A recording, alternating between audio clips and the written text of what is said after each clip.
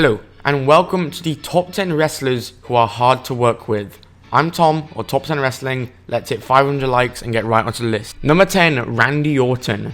Randy Orton is not really hard to work with anymore, and his attitude has very much changed. But when Randy Orton first came into the company, he was described as immature. He has broken the wellness policy twice, destroyed a hotel room, and was once accused of pooing in a diva's bag. Number 9, Scott Steiner. Like I said in one of my last videos, Scott Steiner is a scary man. Scott Steiner had many attitude problems and was often accused of behaving disrespectfully and aggressively towards wrestlers and promoters, even once getting into a fight with DDP. Number 8, CM Punk. In the Art of Wrestling podcast, otherwise known as the We Hate Ryback podcast, CM Punk stated that he would outright refuse to do angles and would rip up scripts backstage. Vince McMahon told him that he was harder to work with than Shawn Michaels on drugs, which Punk took as a compliment. Number 7, Bob Holly. Bob Holly was known and was notorious for potatoing people he had beef with. If you don't know what potatoing in wrestling is, it's basically just legitimately punching them in a match. He would often beat up rookies and would use the excuse that he was trying to toughen them up. Number 6, Scott Hall. We all know the problems Scott Hall had. He was a heavy alcoholic and drug user and would often bring those problems with him backstage and in the ring. Number 5, Kevin Nash.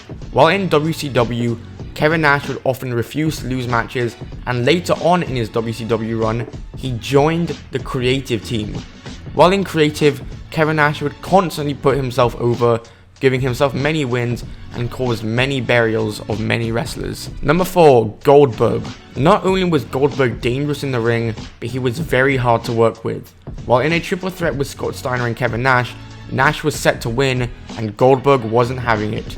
He walked out midway through the match and would set up one of the worst storylines in history, which would ultimately be one of the final nails in the coffin for WCW. Why would they do this storyline? If you don't know what the storyline was Goldberg broke the script. They just told people wrestling was fake. Number 3, New Jack. New Jack was someone I forgot to mention in my last video, and thinking about it now, he would probably rank number 1 on the list, so I don't know how I forgot about him. New Jack had many attitude problems backstage and was very ignorant to authority. Number 2, Bill DeMott.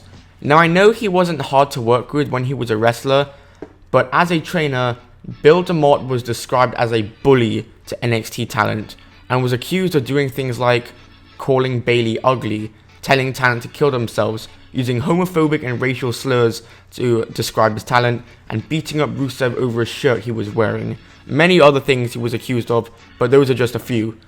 After a massive social media backlash after all these accusations, Bill DeMott stepped down as head NXT trainer. And number 1, Hulk Hogan. How many clean losses has Hulk Hogan had? Not many, right? The reason why is because he would always refuse to lose and always wants to be put over no matter what.